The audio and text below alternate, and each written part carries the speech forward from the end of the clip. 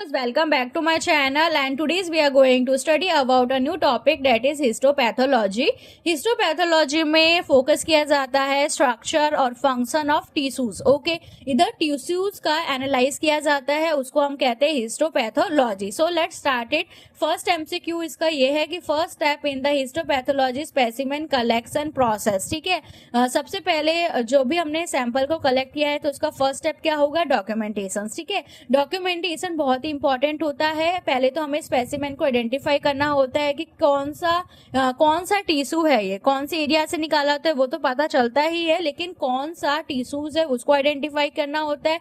फिर उसका proper patient का इंफॉर्मेशन उसको रिकॉर्ड करना होता है. और जब भी हम हिस्टोपैथोलॉजी का टिश्यू सैंपल हमारे पास बायोप्सी आती है तो उसमें इंपॉर्टेंट होता है, कई केसेस में सोनोग्राफी हुआ, एक्सरे हुआ, ये भी अटैचमेंट लिए जाते हैं. Okay, so ensure correct labelling. तो डॉक्यूमेंटेशन बहुत ही इंपॉर्टेंट होता है हिस्टोपैथोलॉजी स्पेसिमेन जब आप कलेक्ट कर रहे हो. After that role of tissue numbering. आप जब आपने डॉक्यूमेंटेशन हो गया आपका, आप उसको नंबरिंग दोगे. तो नंबरिंग क्यों इंपॉर्टेंट होती है? ताकि आप असाइन कर सको, यूनिक आइडेंटिटी आप दे सको. हर टिश्यूज का जो है आप उसका यूनिक आइडेंटिटी दे सको. 1 है, 2 है, AV, आप उसको आइडेंटिफाई करने के लिए प्रॉपर आप उसको नंबरिंग दे सकते हो. After that why collection of tissue weight important during sampling. जब आप सैम्पलिंग कर रहे हो तो टिश्यू वेट क्यों इंपॉर्टेंट है? टिश्यू वेट होते हैं वो रिप्रेजेंटेटिव होते हैं लेसन के, या फिर जो डिजीज एरिया है, ठीक है, उसका रिप्रेजेंटेटिव है कौन? Tissue weight. Okay, after that most common method for collecting a specimen in histopathology labs में. हिस्टोपैथोलॉजी का जब भी आप सैंपल कलेक्ट करते हो तो उसका मोस्ट कॉमन मेथड क्या होता है? बायोप्सी होता है. ठीक है, अब बायोप्सी के भी बहुत सारे टाइप्स होते हैं. बायोप्सी क्या होता है? स्मॉल पीस ऑफ टिश्यू का स्मॉल पीस निकाला जाता है, रिमूव किया जाता है फर्दर एग्जामाइन करने के लिए, कि माइक्रोस्कोप में देखने के लिए कि प्रेजेंस कोई डिजीज है, कोई ट्यूमर है, कोई मैलिग्नेंट सेल्स है, और डिजीज की सीवियरिटी कितनी है. ठीक है, कितनी डिजीज फैली हुई है या नॉर्मल है, उसको चेक करने के लिए बायोप्सी करी जाती है. और बायोप्सी के मेथड से हम हिस्टोपैथोलॉजी का जो भी सैंपल है उसको ले लेते हैं. After date grossing. ग्रोसिंग क्या होता है? ग्रोसिंग मतलब होता है मैक्रोस्कोपिक एग्जामिनेशन. ठीक है, जैसे ही सैंपल रिसीव हुआ तो आप उसको पहले मैक्रोस्कोपिक अपने आंखों से उसको एग्जामाइन करोगे कि उसका साइज क्या है. ठीक है, आप प्रॉपर लेंथ से एक एक जो टिश्यू होता है, भले ही छोटा छोटा क्यों ना हो, तो उसको भी आप प्रॉपर मेजर करते हो स्केल से. ठीक है, प्रॉपर आप उसका साइज चेक करोगे, उसको नोट डाउन करोगे, उसका कलर देखोगे कि व्हाइटिश कलर है कि ग्रेइश कलर है कि येलो कलर है, वो कलर आप नोट डाउन करोगे. कभी कभी वेट भी मेजर किया जाता है. फिर उसका टेक्सचर देखोगे कि स्मूथ है कि बहुत ज्यादा रफ है कि कैसा टेक्सचर है, वो देखा जाएगा.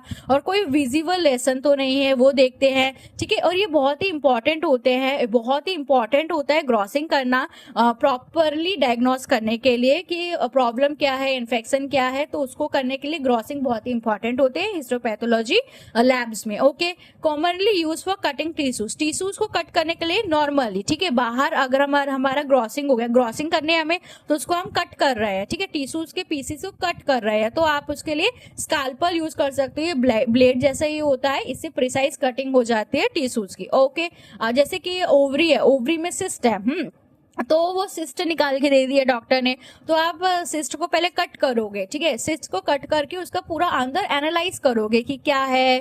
ठीक है, कलर क्या है, आप सिस्ट के अंदर स्टोन्स तो नहीं, कैसी सिस्ट है, ये मतलब उसमें फैट है कि लिक्विड प्रेजेंट है, तो वो पूरा आप क्या करोगे? उसको एनालाइज करोगे. उसको हम ग्रोसिंग कहते हैं. ठीक, उसको कट कैसे करोगे? स्कैल्पर से करोगे, ब्लेड से करोगे.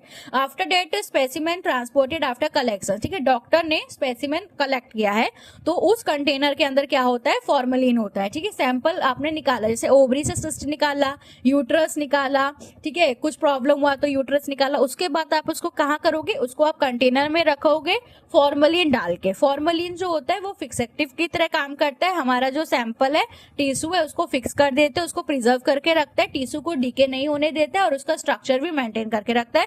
तो आप उसको ऐसे ही ड्राई कंटेनर में नहीं डालना है. आपके पास फॉर्मलिन नहीं है तो इथेनॉल और सेलाइन में रख सकते हो थोड़े टाइम के लिए, और अलग अलग होते हैं। ये फॉर्मेलिन मोस्ट कॉमन होता है, लेकिन आप उसको ड्राई कंटेनर में नहीं रख सकते, उससे हमारा पूरा टिश्यू खराब हो जाएगा। ठीक है, हिस्टोपैथोलॉजी क्या होता है? हिस्टोपैथोलॉजी फोकस करता है structure and functions of tissues. Tissues का स्ट्रक्चर और टिश्यू का फंक्शन क्या है, उस पर फोकस करता है हिस्टोपैथोलॉजी। ओके, अब बायोप्सी किसी पेशेंट की रिसीव हुई है, वो सस्पेक्टेड है कि उसको मैलिग्नेंसी हो सकती है, कैंसर हो सकता है, हिस्टोपैथोलॉजी लैब में वो रिसीव हुई है, लेकिन उसकी लेवलिंग प्रॉपरली नहीं हुई, तो आप क्या नेक्स्ट स्टेप लोगे? आप इमीडिएटली नोटिफाई करोगे, जो भी डॉक्टर है उसको बताओगे और रिक्वेस्ट करोगे कि नया सैंपल मिले, क्योंकि क्या है, मैलिग्नेंसी है पेशेंट को, ठीक है, कैंसर है, आप मिस डायग्नोस नहीं कर सकते। ठीक है, उसके लिए आपको प्रॉपर आप रिक्वेस्ट करो कि नया सैंपल हमको चाहिए।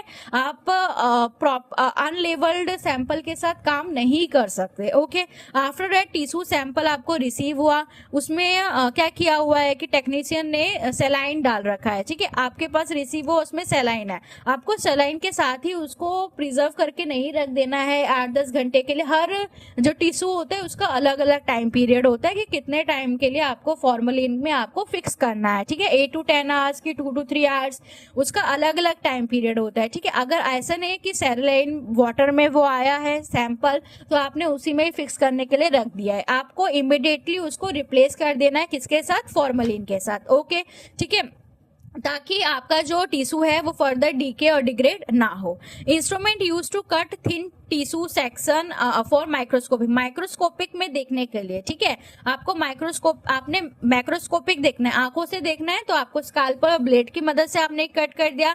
अब आपको स्लाइड बना के माइक्रोस्कोप के अंदर देखना है। ठीक है, तो आप किससे करोगे? माइक्रोटोम एक इंस्ट्रूमेंट होता है जिससे कि कट हो जाता है एकदम थिन टिश्यूज। ठीक है, ताकि आप उसकी स्लाइड बना सको। Primary function of cryostat. Cryostat का प्राइमरी फंक्शन, क्रायो मतलब वही फ्रीज वाला है, तो फ्रीज करता है टिश्यू को फॉर रैपिड सेक्शनिंग कर पाए, कटिंग कर पाए, उसके लिए क्रायोसेट यूज किया जाता है।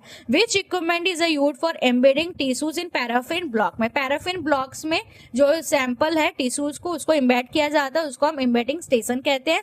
ये नॉर्मल एक जनरल फ्लो चार्ट बना है, इसके अंदर काफी डिटेल होता है, थोड़ा अलग भी हो सकता है, लेकिन ये जर्नल है याद करने के लिए कि बायोप्सी सैंपल लिया, FNAC fine needle aspiration, cytology होता है, उससे जनरली फाइन नीडल से टिश्यू को एस्पिरेट कर लिया जाता है, जैसे ब्रेस्ट कैंसर है इन सब में।